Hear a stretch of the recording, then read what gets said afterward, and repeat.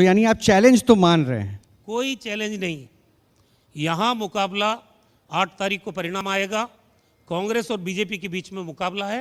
धरातल पे कुछ है ही नहीं आम आदमी पार्टी का, मैं आपको बोल रहा हूँ। सिर्फ आप होर्डिंग लगा दो, परसेप्शन बिल्डअप कर दो मीडिया के माध्यम से, उससे कभी भी आप चुनाव नहीं जीत सकते। धरातल पे आपका कैडर कहाँ है? यहाँ तो 27 साल हो गए। कांग्रेस पार्टी का कैडर आज भी गुजरात के हर बूथ पे, हर ब्लॉक में, हर जिले में मौजूद है और वो लड़ाई लड़ रहा है। यहाँ विपक्ष की भूमिका किसने निभाई 5 साल? सिर्फ और सिर्फ कांग्रेस पार्टी ने।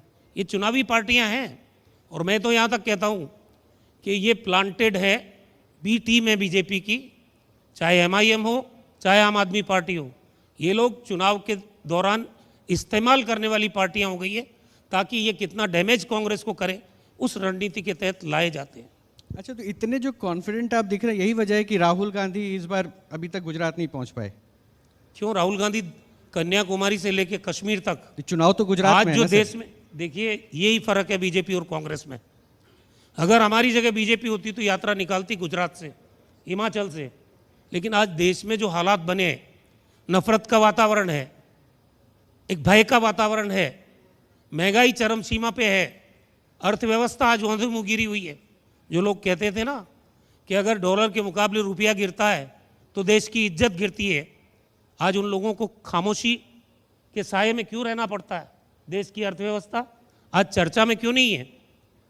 ये बिंदुओं को लेके और आज कन्याकुमारी से लेके कश्मीर तक यात्रा कर रहे हैं, तो क्या गुजरात का आदमी सोशल मीडिया पर नहीं देख रहा? नहीं, कितने लाखों लोग उनके साथ जुड़ रहे हैं।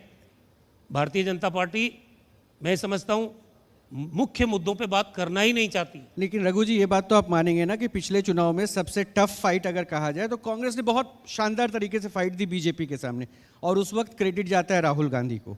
अगर Rahul Gandhi player of the match बन गए तो उस खिलाड़ी को इस टीम में क्यों नहीं शामिल कर रहे हैं? क्यों नहीं फ्रंट पे ला रहे हैं? देखिए मेरी बात सुनो, आज बीजेपी के पास कहने को कुछ नहीं है। अगर राहुल गांधी ज्यादा आते हैं तो बीजेपी को तकलीफ है, अगर राहुल गांधी कम आते हैं तो बीजेपी को तकलीफ है। अगर राहुल गांधी भारत जोड़ो यात्रा निकाल रहे हैं, उनके साथ लाखों लोग चल रहे हैं, तो बीजेपी को तकलीफ है। तो बीजेपी की हर तकलीफ का इलाज हमारे पास नहीं है, ये जनता फैसला करेगी। 27 साल हो गए उनको यहाँ पे। आज हालत क्या है?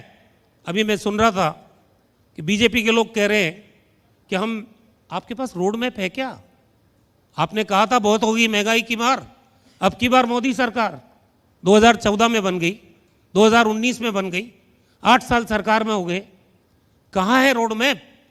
क्यों महंगाई बढ़ रही है? 400 रुपये का गैस का सिलेंडर आज 1100 पार कर गया। पेट्रोल डीजल इंटरनेशनल मार्केट में, हम जब सरकार में थे, हम जरा सा पेट्रोल का दाम या डीजल का दाम बढ़ता था तो सरकार का एक बयान आता था कि ये हमारे बस में नहीं है, ये इंटरनेशनल मार्केट तय करता है।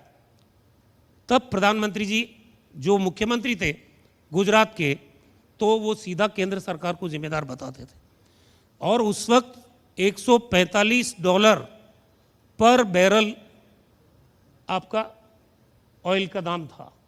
तब हम सस्ते में यहाँ डीजल और पेट्रोल दे रहे थे। आज 1/3 है इंटरनेशनल मार्केट में। किसको मूर्ख बना रहे हो? ये दाम क्यों बढ़ रहे हैं? राज्यों का हिस्सा जिस टैक्स में मिलता है उसमें आप कमी कर रहे हो ताकि राज्य आर्थिक परेशानी में आ जाए। ये फेडरल स्ट्रक्चर के साथ इनजस्टिस भी कर रहे हैं। तो महंगाई, और कहा था 2 करोड़ हर साल रोजगार, 2 करोड़ लोगों को हर साल रोजगार देंगे। तो कितने लोगों को 8 साल हो गए? 16 करोड़ रोजगार, 71,000 लोगों को रोजगार का आप सर्टिफिकेट दे रहे हो। आप खुद अपने आप को एक्सपोज कर रहे हो कि 8 साल में हम 71,000 लोगों को रोजगार दे पाए, तो 16 करोड़ लोगों का रोजगार कहाँ गया? हालात खराब है। और यहाँ गुजरात में 1 नहीं 2 नहीं 22 पेपर लीक हुए। पेपर लीक हो सकता है लेकिन उसके बाद कार्रवाई भी होती है। अगर आप कार्रवाई करते हैं तो दूसरा पेपर लीक नहीं होता है। किसके संरक्षण में? एक के बाद एक 22 पेपर लीक हो जाते हैं। 5 लाख स्वीकृत पद है, यहाँ एक पे भर्ती नहीं हुई पिछले 5 साल में। क्या जवाब है बीजेपी के पास? महंगाई को रोकने का उपाय नहीं, नई भर्ती पे आप फेल हो गए ड्रग्स ट्रैफिकिंग का सेंटर बन गया गुजरात।